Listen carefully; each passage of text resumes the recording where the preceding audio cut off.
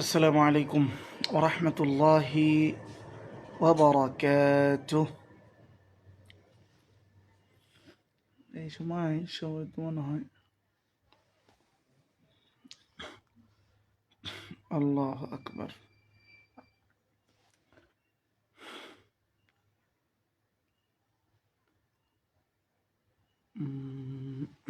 জি জি, ধন্যবাদ। যে ভাইরা যুক্ত হচ্ছেন, ছোট একটা লাইভ হবে, বেশি সময় নেব না। রাতে আমাদের আলোচনা আসবে ইনশাআল্লাহ। লাইভটা হবে মূলত ওই যে আমাদের এক এমপি সাহেব নামাজ পড়াইতে গেছেন, বেচারারে ইমামতি থেকে খুবই হট্টগোল করলো আমাদের এই কিছু দিনী ভাই, বিএনপি পন্থী হয়তো ওনারা বা অন্যান্য আরও যারা আছেন। তো এই বিষয়ে কথা হলো যে এটা হয়তো আমাদের বিএনপির ভাইদের একটা দুঃখ যে আমরা নামাজ পড়াইতে পারি না, কি জামাইত তারা নামাজ পড়াইতে পারে। এই দুঃখটা অবশ্য আমরাও বুঝি, আমরাও কষ্ট পাই যে এটা আমাদের ভাইদের দুঃখ। জামাইত তারা নামাজ পড়াইতে পারে, কিন্তু মানে ওনাদের ভাষায় আর কি, ওনারা তো আর ভালোবেসে বলবেন না। তো যাই হোক, আবার সবাই তো আবার একরকমও না।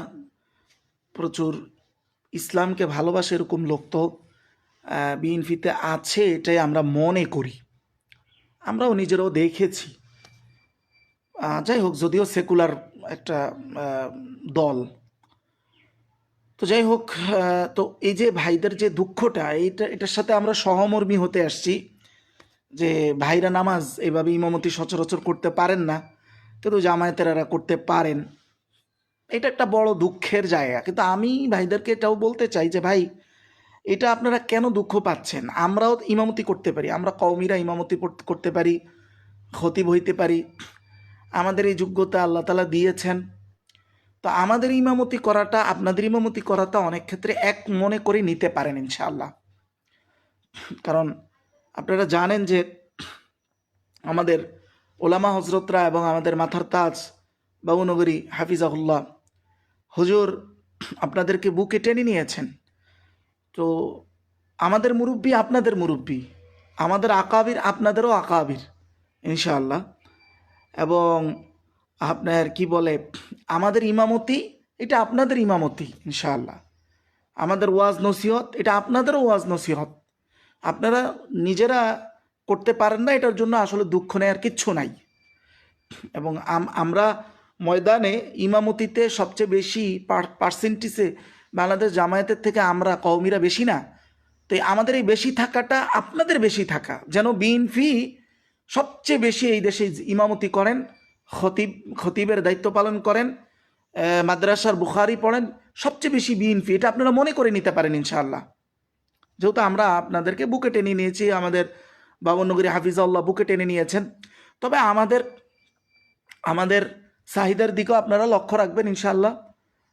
যেই চাহিদাকে কেন্দ্র করে আমাদের অবস্থান ইনশাআল্লাহ, এটার দিকে আপনারা একটু লক্ষ্য রাখবেন, এখানে আমাদেরকে ভুকা করবেন না। যাই হোক, এটা একটা কথা। তবে ওই বেচারায় তো, ওই বেচারার অ্যাটিটিউড দেখে মনে হলো যে এই বেচারা ইচ্ছা করে জোর করে প্রভাব খাটিয়ে সেখানে যায় নাই। কমিটি বা ইমাম মুয়াজ্জিন যারা ওখানে স্থানীয়, তারাই হয়তো সম্মান করে একটু দিয়েছেন। তো এটা আপনারা পরবর্তীতে বলতে পারতেন, বা আগামীতে যেন এরকম দেয়া না হয় এটার জন্য দাবি রাখতে পারতেন। কিন্তু একেবারে আলোচনার ভিতরে যেটা করেছেন, এটা আসলে কতটুকু অবশ্যই এটাও ঠিক আছে, এটাও ঠিক আছে। কারণ হলো এটাও ঠিক আছে, এটাও আমাদেরই শিক্ষা। আসলে আমি ভুল বললাম, আপনারা যেটা করেছেন এটাও ঠিক আছে ভাই। কেন ঠিক আছে? আমি আমাদের হাফিজাহুল্লাহ, আমাদের মাথার তাজ মোনাজের আজমকে দেখলাম আহলে হাদিসদের ব্যাপারে এটা বলেছেন। আহলে হাদিসদের ব্যাপারে আমি একটা কথা উল্লেখ করি। আমি একজন পাক্কা হানাফি, একেবারে পাক্কা হানাফি থটকে ফলো করি। কিন্তু আমি মোনাজের আজমের মতো আবার হানাফি না। আমি আমার জায়গা থেকে এক কথায় যদি এক শব্দে বলি, আমি পাক্কা হানাফি, তবে উগ্র হানাফি না। আমার প্রত্যেকটা আমল হানাফি মাযহাবকে ফলো করেই হয়। আমার তাআব্বুদ, মুআমালাত, মুআশারাত সব হানাফি মাযহাবের উপরে। তার মানে আমি কি হানাফি, কিন্তু আমি উগ্র হানাফি না। আমার জীবনের প্রথম আমি যখন তখন শরহে বেকায়া ছিলাম, মনে হয় জামাত শুরুর দিকে, লকডাউন আপনার ওই যে মনে আছে না, করোনা লকডাউন, এই লকডাউনের শেষ দিকে আমার একটা ভিডিও ভাইরাল হয় শেখ জাকারিয়া আহলে হাদিসের, ওনার বিরুদ্ধে। ওটা ওই জীবনের প্রথম আমার ভিডিও ভাইরাল হয় আহলে হাদিসের বিরুদ্ধে। তো ওনার আমি যেটার প্রতিবাদ করি, উনি ওই আবু তহা আদনান ভাই তখন গুম হন। এই গুম হওয়ার এক সপ্তাহের মধ্যে ভিডিওটা ভাইরাল হয়। এই গুম হওয়ার মধ্য দিয়ে, গুম হওয়ার আগেই বলেছিলাম, মানে প্রতিবাদটা ছিল জাকারিয়া সাহেব বলেছিলেন যে এই আদনানি গ্রুপ, ওই এক আদনান ভাই হয়তো আছেন, আমরা ওনাকে চিনি না, উম্মা নেটওয়ার্ক, যিনি ওই জিহাদ ফিসাবিলিল্লাহ নিয়ে কথা বলেন, তো আদনানি গ্রুপ বলাতে ওনার সাথে ইনাকে মিলিয়ে দিছে, আমাদের আদনান ভাই আবু তহা আদনান ভাইকে ওনার সাথে নামে মিলিয়ে দিছে। দেওয়ার কারণে আমাদের এটাই ছিল যে গোয়েন্দা আর ভাই যারা আছেন ওনারা এটা সন্দেহ করেছেন যে আবু তহা আদনানকে ধরলে মনে হয় ওই লোককে বের করা যাবে। আমরা এটাই ভেবে নিয়েছি। তো এই যে বলে দেওয়াটা যে এটি আদনানি গ্রুপ, এটা চরম অন্যায় ছিল ওনার। তো এটার প্রতিবাদ করেছি, এবং উনি 2 সপ্তাহ পুলিশ প্রোটোকল দিয়ে, এটা ওনার মনে থাকবে, ওনার কাছে আমার তো আলোচনা যায় কিনা জানি না, পুলিশ প্রোটোকল দিয়ে উনি নামাজ পড়াইছিলেন ভয়ে, এই জাকারিয়া সাহেব। তো এটা দিয়ে বুঝাইলাম যে আমি আহলে হাদিসের কেউ নই, আমি নিজে পাক্কা হানাফি, কিন্তু আমি মোনাজারে আজমের মতো হানাফিও না। তো মোনাজারে আজম যেটা বলতেছিলেন, দেখলাম যে আহলে হাদিসদের মসজিদে বাধা দেওয়া বা মসজিদ করতে না দেওয়ার ব্যাপারে যে কথাটা, ওমান মানাআ মাসাজিদ লিল্লাহি আন ইউযকারা ফিহা ইসমু ওয়া সাআ ফি খারাবিহা ওমান আযলামু মিম্মান মানাআ, তার থেকে কে সবচেয়ে বড় জালেম যে মসজিদে বাধা দেয়। এখন যদি তারা কাফের হয় বা 100% মুনাফিক হয়, মুনাফিকে হাকিকি, মুনাফিক শুধু মিথ্যা বললে মুনাফিক না, এটা মুনাফিকের একটা আলামত, কিন্তু আলামত প্রকাশ পাওয়ার অর্থ মুনাফিক না। মুনাফিকে হাকিকি হলো যে সত্যিকারে জানে সে মুসলমান না, মুমিন না, কিন্তু সে ভেষ ধরছে। এইরকম যদি হয়, কাদিয়ানিদের মতো যদি হয়, আপনি মসজিদ বাধা দেন, কোনো সমস্যা নাই, এটা মসজিদে দেওয়ার। কিন্তু শুধু ফিকহি ইখতিলাফের কারণে কারো মসজিদ ভেঙে দেওয়া, বাধা দেওয়া, এটা টাটকা খারিজিয়াত, এটা টাটকা খারিজিয়াত, এটা ইসলামের ভিতরে এটার কোনো সুযোগ নাই। এভাবে মব সৃষ্টি করা, ইলমি ইখতিলাফের কারণে মব সৃষ্টি করা, এটা ভয়ঙ্কর বিষয়। কিন্তু তো এখন আমাদের উলামা ইকরাম তো এরকম কথা বলেন দেখি, আল্লাহু আকবার। তো সেই হিসাবে হয়তো আপনাদের এই যে আলোচনার ভিতরে মব সৃষ্টি করাটা হয়তো ঠিক আছে, আমি এটার দোষ আসলে আর ধরতে পারছি না, যেহেতু আমাদের উলামায়ে কেরাম থেকে এই ধরনের হেদায়াত প্রায় সময় আমরাও পেয়ে থাকি।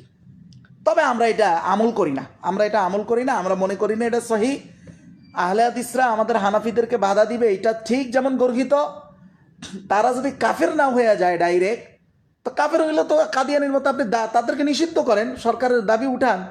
আসল বিষয়টা এটা না, ইখতিলাফের কারণে, ইলমি ইখতিলাফের কারণে আপনি তার মসজিদ ভেঙে দিবেন, এটা খারিজিয়াত, এটা 100% খারিজিয়াত। যাই হোক, এই বিষয়টাই আর কি বলার ছিল।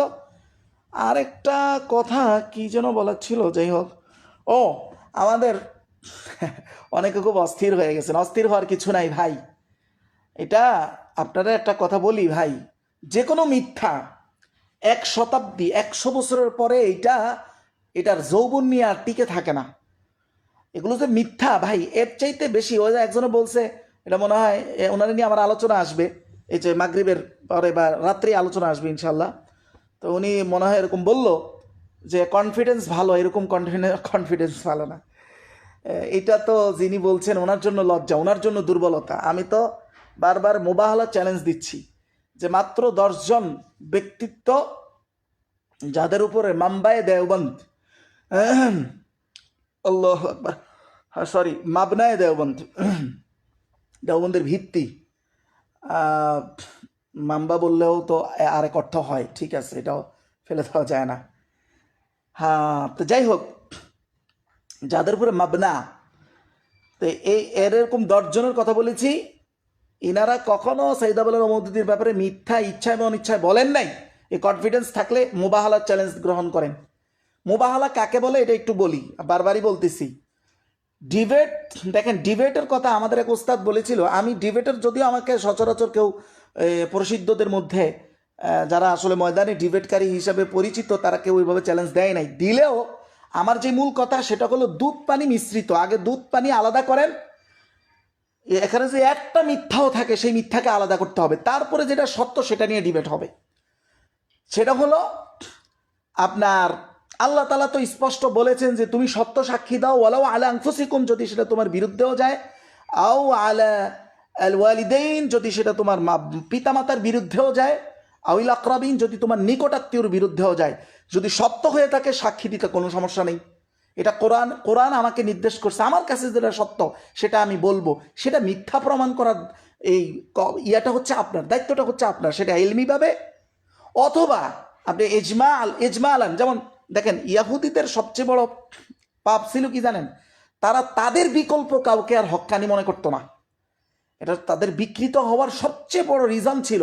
খারিজিদেরও, আমি বলছি না নির্দিষ্ট কোনো গ্রুপকে খারিজি, জাস্ট স্বভাব বলছি, মুনাফিকের স্বভাব থাকলে তো আর কেউ 100% মুনাফিক হয় না, খারিজির 1-2টা স্বভাব থাকলেও সে খারিজি কিনা এটা মন্তব্য দিতে আমরা তো আর আব্বাসী হুজুরের মতো ঠুট করে কাউকে এই কি বলে ইস্তেলা বা পরিভাষা লাগাই দেই না, কিন্তু আমরা বিশ্লেষণ করি। তো খারিজিদেরও এটাই স্বভাব ছিল, তারাও মনে করতো তাদের চাইতে হক আর কেউ নাই, মানে একমাত্র শুধুমাত্র হক।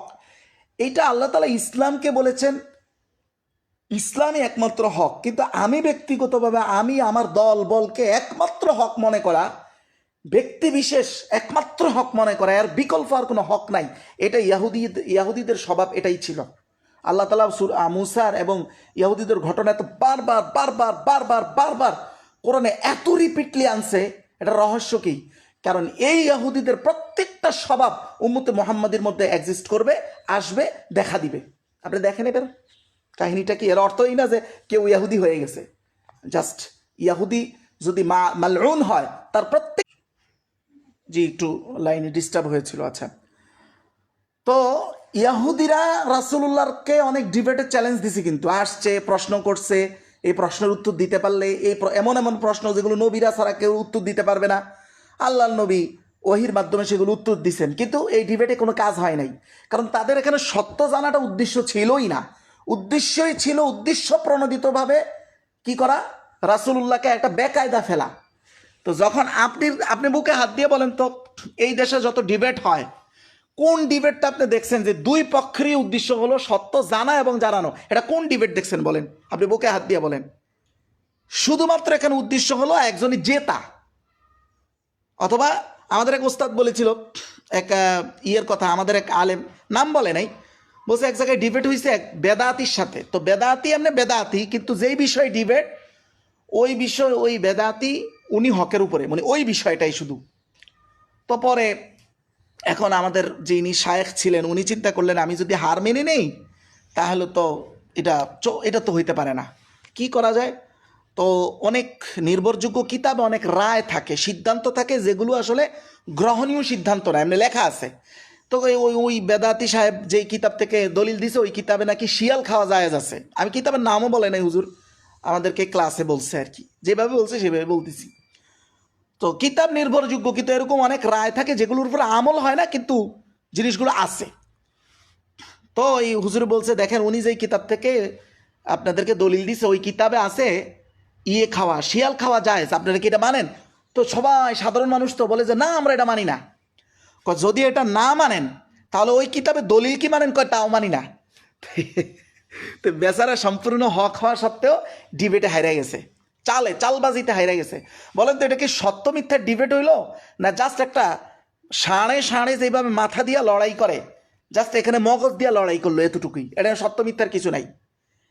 তো এই জিনিস কিন্তু আমি নিজেও দেখছি, আমাদের এমন এমন আলেমরা সাধারণ মানুষকে বুঝাইতেছে, আহলে হাদিসরা এই দেশে হাদিসের যেই মান, হাদিসের রেওয়ায়াত বা বর্ণনার মান, হাদিস দাইফ না হাসান, হাসান লিগাইরিহি, হাসান লিনাফসিহি, এই বিভিন্ন দরজাত, সাহি লিগাইরি, সাহি লিনাফসি, আচ্ছা এই যে দরজাগুলো, এই যে স্তরগুলো, এগুলো তো আমাদের সাধারণ মানুষ আগে জানতো না, আমরাও এগুলো জানাই না, প্রয়োজন মনে করি না।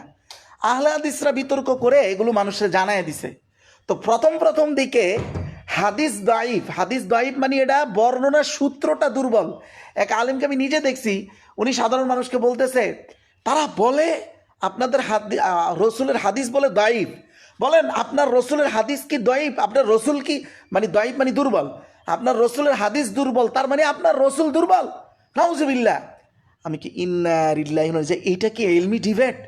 আমি নিশ্চয়ই জানি আহলে হাদিসরা এখানে মারাত্মক গলত করে, মারাত্মক তারা হানাফি মাযহাবের উপরে তারা অন্যায় করে।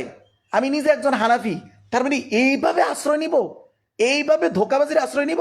সাধারণ মানুষগুলো জানে না এখানে দায়ীফ বা দুর্বল বলতে কি বোঝায়, এই পরিভাষা তাদের জানা নাই। এই সুযোগটা নিয়ে তাদেরকে উস্কানো হইতেছে এভাবে যে আপনার রাসূল কি দুর্বল। নাউজুবিল্লাহ মিন যালিক। আজকে তো ম্যাক্সিমাম মানুষ এটা জানে। দুর্বল বলতে এখানে কি মানে হাদিসের বর্ণনা সূত্র দুর্বল, সূত্রটা শক্তিশালী না, যেখানে এটা কনফিডেন্সলি বলা যায় যে এটা রাসূল আসলেই রাসূলের হাদিস, এই হলো দুর্বল। হায় হায় হায় হায়। তো এখন এই জন্য বলি, রাসূলুল্লাহ শেষ পর্যন্ত কি মুবাহালার চ্যালেঞ্জ দিলেন ইহুদিদেরকে, যে ঠিক আছে তোমরা যদি হক হও তাহলে আসো মুবাহালা করি, তোমরা যদি মিথ্যাবাদী না হয়ে থাকো মুবাহালা করি। এই মুবাহালার কথা বলার সময় এই ইহুদিরা যারা নিজেদের বাহিরার কাউকে হক মনে করতো না, তারা ভয় পেয়ে গেল, তারা ভয় পেয়ে গেল, তারা পিছায় গেল। কারণ তারা আহলি কিতাব, তো মুবাহালার কি অবস্থান কি এটা তারা বুঝে, তারা ভয় পেয়ে গেল। আজকে আমি যখন এতবার মুবাহালার চ্যালেঞ্জ দিচ্ছি, মাত্র 10 জন আমাদের মিন আজদাদিনা ও আকাবিরিনা মা হুসাইন আহমদ মাদানী, ওনারা সাইদ আল মওদুদির ব্যাপারে জেনে শুনে মিথ্যা বলেন নাই, জেনে বা না জেনে দুইটাই, বিল ইরাদা আও বি দুনিহা। এটা যদি কোনো ওলামায়ে দেওবন্দের কনফিডেন্স হয় তাহলে আসেন মুবাহালা দাঁড়াই, মুবাহালার চ্যালেঞ্জ ওপেন। তো মুবাহালার কসম করার ক্ষেত্রে কারো কোনো আগ্রহ নাই, তার মানে ওনারাও জানেন যেখানে ঘাবলা আছে। তো ঘাবলাই যদি থাকে, একটা ঘাবলাও যদি থাকে, সেটা একজন ওলামায়ে দেওবন্দের সন্তান হিসাবে ক্লিয়ার করে দেওয়া আল্লাহ কর্তৃক আমার উপরে ফরজ আইন। আল্লাহ বলছেন সত্য সাক্ষী যদি ওয়ালাউ আলা আনফুসিকুম, তোর নিজের বিরুদ্ধেও যায়, বলে দিতে হবে, বলে দিতে হবে, কোনো ছাড় এখানে নাই। তাহলে আপনার কনফিডেন্স গেল কোথায়? আপনি যে করলেন ভাই, একটা কথা কি, শতাব্দী, ওই যে বললাম না শতাব্দী, আমি যদি এখন নাও করি, আপনি একেবারে লিখে রাখেন, আজকে যদি আমি দুনিয়ার থেকে চলেও যাই, আগামী শতাব্দীতে এই মিথ্যা তার যৌবন নিয়ে থাকবে না, ধ্বংস হয়ে যাবে। যে কারো মাধ্যমে এটা আল্লাহ নির্ধারণ করবেন। এটা আহমদ শরীফের কিচ্ছু করার নাই, আহমদ শরীফ কেউ না, এইটাও না আহমদ শরীফ। তো এটাই বলার ছিল। আচ্ছা, রাত্রে আলোচনা আসবে ইনশাল্লাহ। আমাদের ওই ভাই একজন দেখলাম, একজনকে আমি দেখি লেজে গোবরে মিলে শুধু খণ্ডন করে। কি যে খণ্ডন করে বেচারা নিজেও বুঝে না, মানে নিজে যেই শব্দের অর্থ বুঝে না, ওই শব্দের অর্থ সে দাঁড় করায় দিয়ে মাওলানা মওদুদীকে দোষী সাব্যস্ত করার চেষ্টা করে। মানে এটা কিন্তু হইতে পারে ভাই, মানে হ্যাঁ নিজেই একটা শব্দের অর্থ বুঝেই নাই। এরপরে আবার ওই যে আমাদের প্রিয় ভাই রেজল করে আবরারের বড় ভাই কি যেন নাম, উনিও দেখলাম আমার নিয়ে একটা গতকালকে একজন আমার পাঠাইছে, ফোর্স দিছে এটার উপরেই, আর ওই ভাইয়ের খণ্ডন, এই দুইটার উপরে আলোচনা আসবে। আশা করি সন্ধ্যা বা রাত্রের মধ্যে চলে আসবে ইনশাল্লাহ। জাযাকুমুল্লাহ খাইর, যারা সময় দিয়েছেন অসংখ্য ধন্যবাদ। জি জাযাকুমুল্লাহ। আসসালামু আলাইকুম রহমতুল্লাহ। আমি কমেন্ট পরে পড়বো ইনশাল্লাহ।